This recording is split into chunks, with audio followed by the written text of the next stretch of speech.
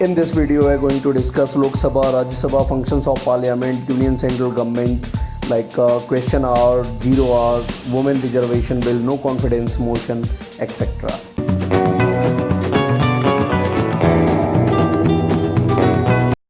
Let's discuss in details now. There are many countries in the world, most of them are democracies, and all the democratic countries have a kind of parliament.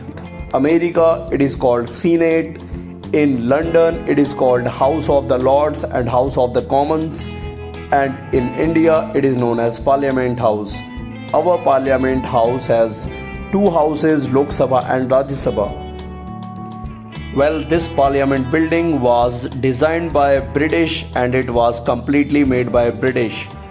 Well, Parliament House also looks beautiful, and Indian government is also planning to build a new Parliament House. In fact, it is in building process.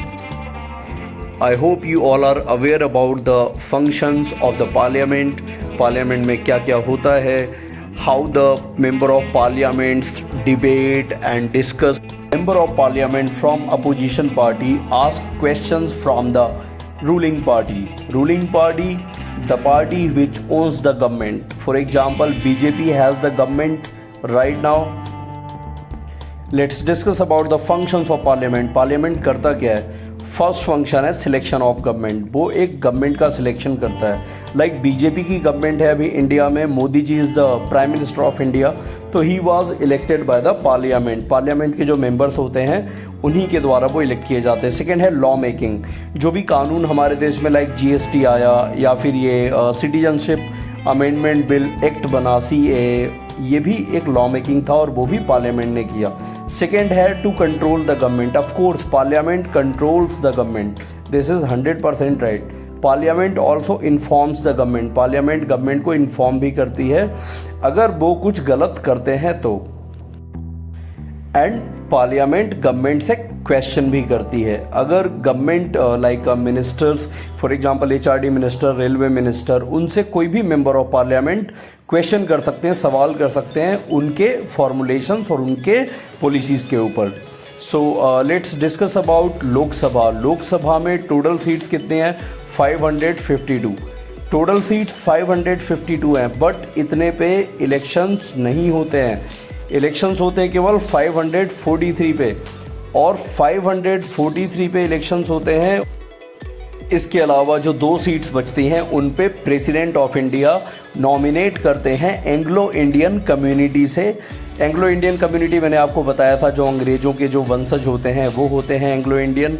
इसके बाद जो एक और प्रावधान है हमारे constitution में, वो है 530 सीट से ज़्यादा स्टेट से इलेक्ट होके मेंबर ऑफ पार्लियामेंट नहीं आएंगे, और यूनियन टेरिटरीज से 20 से ज़्यादा. यूनियन टेरिटरीज आपकी दमन दीव, दादर नागर, आपकी जम्मू कश्मीर बन चुकी है यूनियन टेरिटरी, आपका लद्दाख बन चुका है, दिल्ली है, चंडीगढ़ है.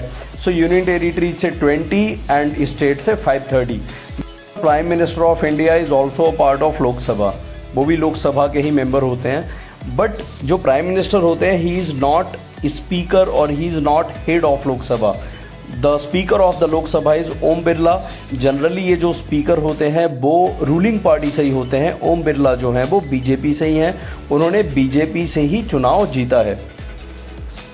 Now will discuss about Rajya Sabha. Rajya Sabha के अंदर टोटल सीट्स हैं 250 और एट प्रेजेंट 245 होती हैं हमारे इंडिया में.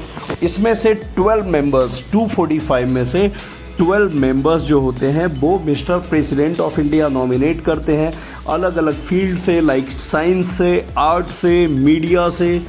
सो बेसिकली ये जो 250 और 245 में क्या डिफरेंस है? अभी 245 होते हैं, बट हमारे कॉन्स्टिट्यूशन में लिखा गया है कि इनको एक्सटेंड करके 250 तक किया जा सकता है. जैसे हमारे लोकसभा में 552 टोटल सीट्स हैं, बट अभी उनमें से फंक्शनल कितनी है? सिर्फ 545. सो हमने यहाँ पे राज्यसभा और लोकसभा की सीट्स को समझा. नाउ हम देखेंगे कि who is the chairman of Rajya Sabha. तो Rajya Sabha is chaired by vice president of India. Our vice president of India is mister Venkaiah Naidu. तो वही जो प्रेसिडेंट ऑफ इंडिया होते हैं वही राज्यसभा के चेयरपर्सन भी होते हैं। अब यहाँ पे हम देखेंगे यूनियन गवर्नमेंट या सेंट्रल गवर्नमेंट दोनों एक ही बात है। यूनियन गवर्नमेंट आप बोलो या सेंट्रल गवर्नमेंट बोलो, जिसके अभी प्राइम मिनिस्टर कौन है? Modi ji, mister Modi.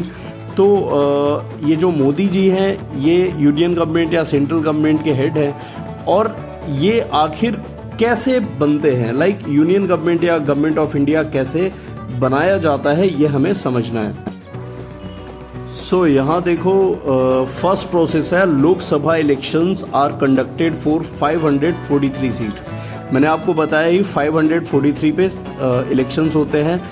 Then second point है total 272 seats are required to form the government, मतलब 272 सीट्स टोटल चाहिए होती हैं गवर्नमेंट बनाने के लिए। ये मेजोरिटी होती है 272 पे। जिस पार्टी की 272 सीट्स आ गई वही सरकार बनाएगी।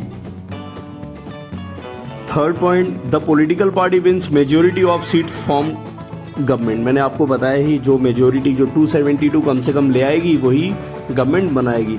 अब फोर्थ पॉइंट है last, if no any single party win majority of seat. अगर कोई भी single party majority of seats मतलब 272 सीट नहीं ला पाएगी तो क्या फिर से इलेक्शन होंगे? नहीं। सो कोलिशन गवर्नमेंट बनेगा। 2 या 3 या 4 या 5 पार्टीज को मिला के कोलिशन गवर्नमेंट बन जाएगा। उनमें समझौता होगा कि भाई कौन पीएम बनेंगे। सो ऐसा भी इंडिया में होता है। लाइक अटल बिहारी वाजपेयी 1999 में 13 पॉलिटिकल पार्टीज को कोलिशन करके पीएम बने थे और वो भी पूरे 5 साल प्राइम मिनिस्टर रहे थे। Now our next topic is reservation in Lok Sabha. So there is reservation in Lok Sabha.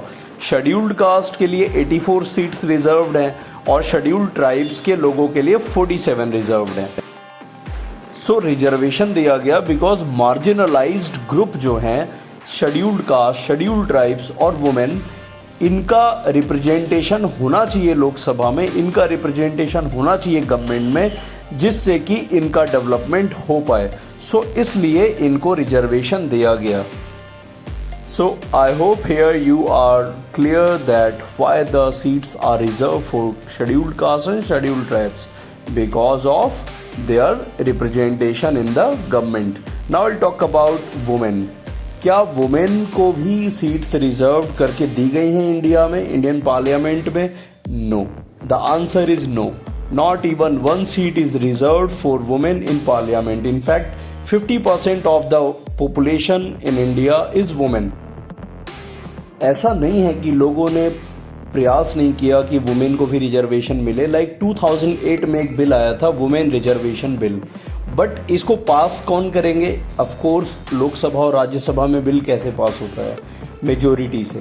So majority ही नहीं मिली because majority of MPs are men. तो मेन ने नहीं चाहा कि वुमेन को भी रिजर्वेशन मिल जाए। सो 33% रिजर्वेशन, अगर ये बिल एक्ट बन जाता, 33% रिजर्वेशन मिलने वाला था वुमेन को, जो कि नहीं मिल पाया। Now let's discuss about question hour. Question hour नाम से ही पता चल रहा है, क्वेश्चन मीन्स क्वेश्चन, सवाल। सो एक आवर होता है जिसमें क्वेश्चन पूछे जाते हैं। कौन पूछते हैं? Member of parliament. किससे पूछते हैं? मिनिस्टर से, like home minister, railway minister, इन मिनिस्टर से सवाल पूछे जाते हैं, एचआरडी मिनिस्टर्स। सो क्वेश्चंस कैसे होते हैं? क्वेश्चंस जो भी उनको लगता है उनके फील्ड से रिलेटेड या फिर उनकी जो पॉपुलेशन को वो रिप्रेजेंट करते हैं उससे रिलेटेड वो क्वेश्चन पूछ सकते हैं।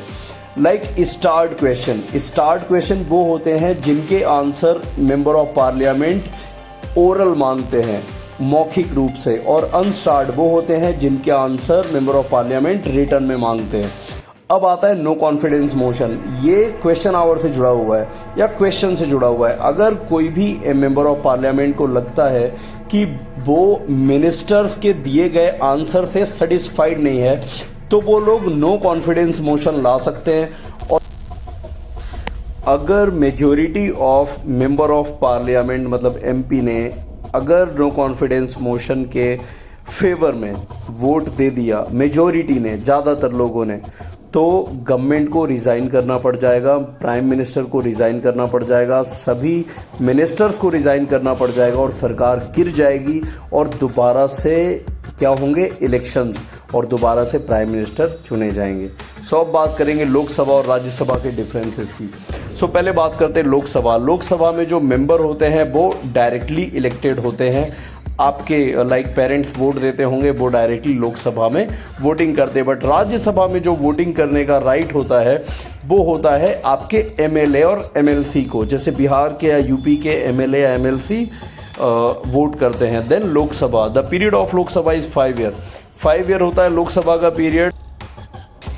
बट राज्यसभा तो कभी डिसोल्व ही नहीं होता, ये तो परमानेंट बॉडी होता है। और 1/3 जो इसके मेंबर होते हैं, 99 अगर टोटल हम मान लेते हैं फॉर एग्जांपल, तो 33 हर 2 ईयर में हट जाएंगे और उनकी जगह नए 33 मेंबर इलेक्ट हो जाएंगे। ये हर 2 साल में होता है। लोकसभा का जो मैक्सिमम स्ट्रेंथ है दैट इज़ 552 और राज्यसभा का मैक्सिमम स्ट्रेंथ है 250।